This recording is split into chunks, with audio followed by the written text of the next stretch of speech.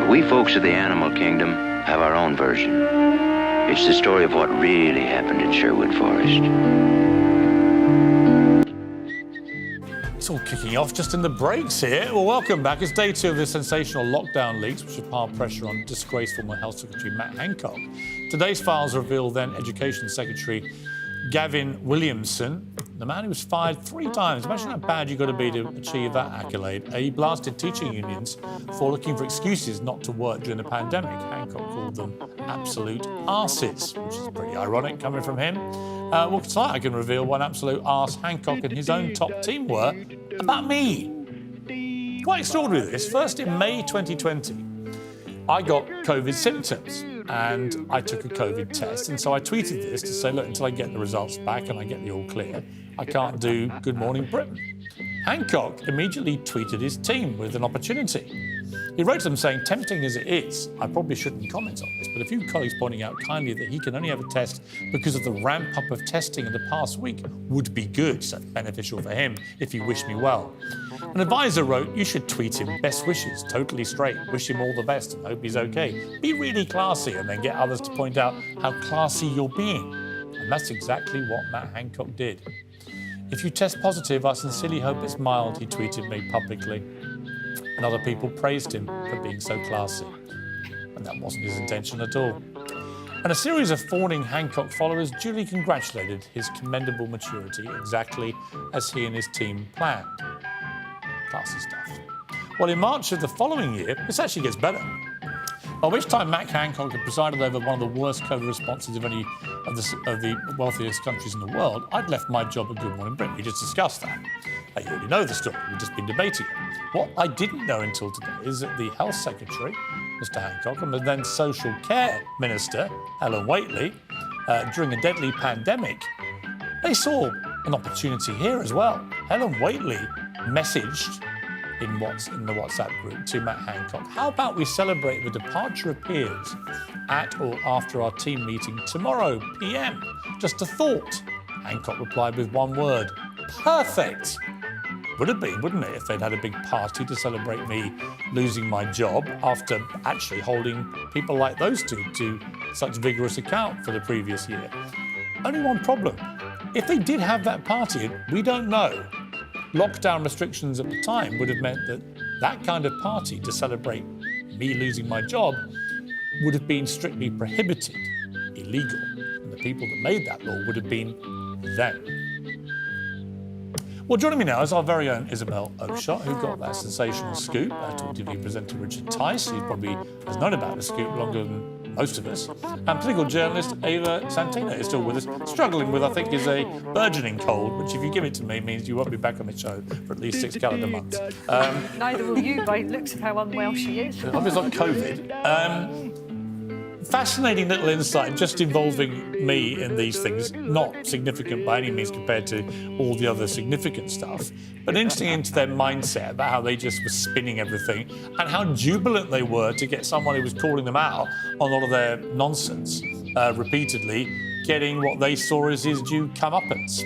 I mean, I did a search for your name today, Piers, and I have to say that there were so many mentions of you that I had to give up trying to pull them all out. Look, they were frankly obsessed by you. They were continually wondering what to say to you to keep you in the place that they wanted you to be. They were worrying about the extent to which you were challenging them. You and I differed over what you should have been challenging them on. Where we did agree is that they should be held to account. Right. And they didn't like that. And they were absolutely overjoyed when you left your job. I also found, Richard, that the one about COVID, I mean, at that time, COVID was still, this is very early on in the first wave. You know, one of my Good Morning Britain colleagues, Kate Garraway, her husband was critically ill and remains so from COVID. So it was no laughing matter for us if somebody got COVID in their 50s at the time with no vaccine. So I was pretty concerned. Actually, it turned out I didn't have it then. I did get it the following year, but I didn't have it when I feared I might, and when it was really scary, you know. Certainly I wasn't laughing about it. This was a pretty serious moment.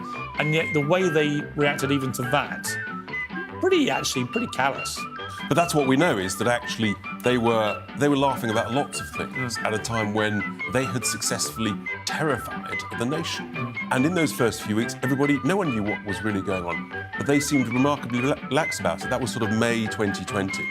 And the idea that they could be wasting time in the nicest possible way, Piers, thinking about you, they should have been focusing on the science. What's the latest data? What are the right decisions to make? What are we getting right? What are we getting wrong? What do we need to change? They shouldn't be focusing about any individual at all.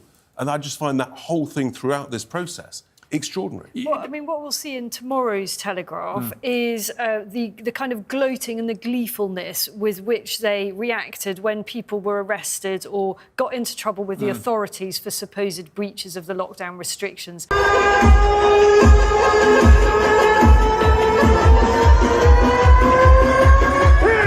Let's go! I got no strings to hold me down, to make me fret or make me frown. I hit strings, but now I'm free. There are no strings on me. Now, I will make myself very unpopular, but I believe that the appearance of the Chiefs last week should have been a sacking offence. When they presented that graph, with the caveat that it wasn't a prediction, but nevertheless, it was clear that they presented it as a plausible scenario, with its 50,000 cases per day by October, based on the doubling of infections by the week. Not once, not on one day since March, have there been infections on that day that were double that of the day of the week preceding. Not once. Where did this doubling come from? What was their purpose in presenting such a graph? It was the purpose of the fat boy in Pickwick Papers. I wants to make your flesh creep. It was Project Fear. It was an attempt to terrify the British people as if they haven't been terrified enough.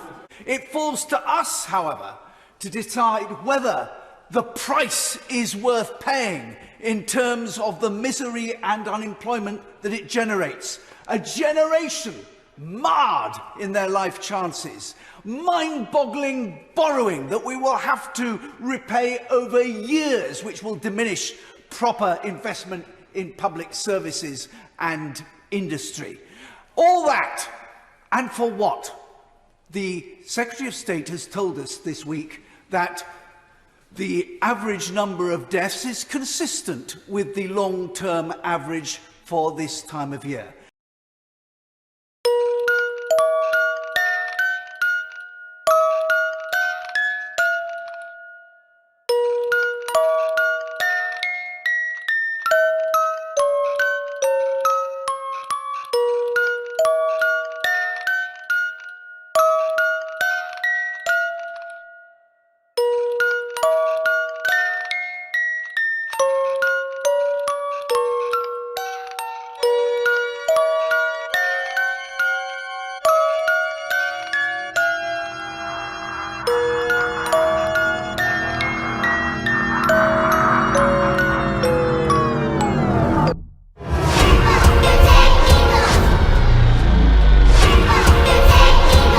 There are objections in 2006 when we banned smoking from public places, and there are objections now. What I find unacceptable, though, is some of those who've got legitimate objections joining hands with some of those outside who are part of a far-right group who are... Some of those outside... Some of those, let's be frank, let's call a spade a spade. Some of those outside are part of the far right. Some are COVID deniers. Some are vaccine deniers. And some are Tories. By the way, and in fact, some of you have got good reasons to oppose ULEZ, but you're in coalition with COVID deniers. You're in coalition. You may not like it. You may not like it. You may not like it. You may not like it. You're in coalition with the far right, and you're in coalition with vaccine deniers as well.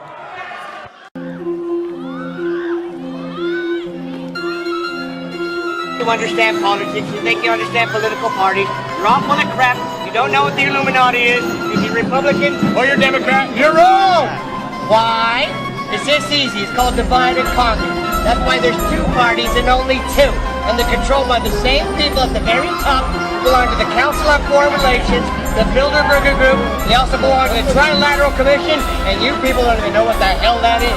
But if you did know, you would know that these are the people that control your world by making global policies that you never vote on, and by which parties both serve and belong to these organizations and control your world.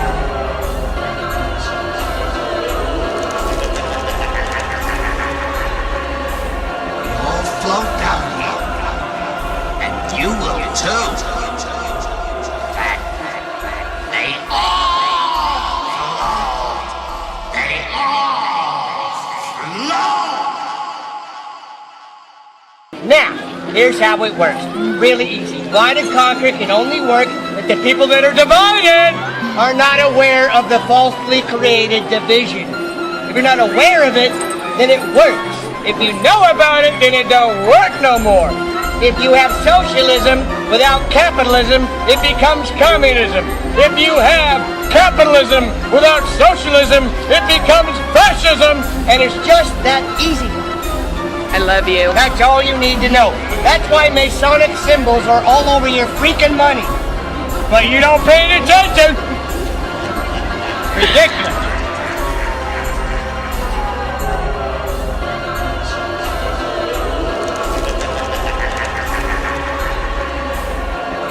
Float down here, and you will too.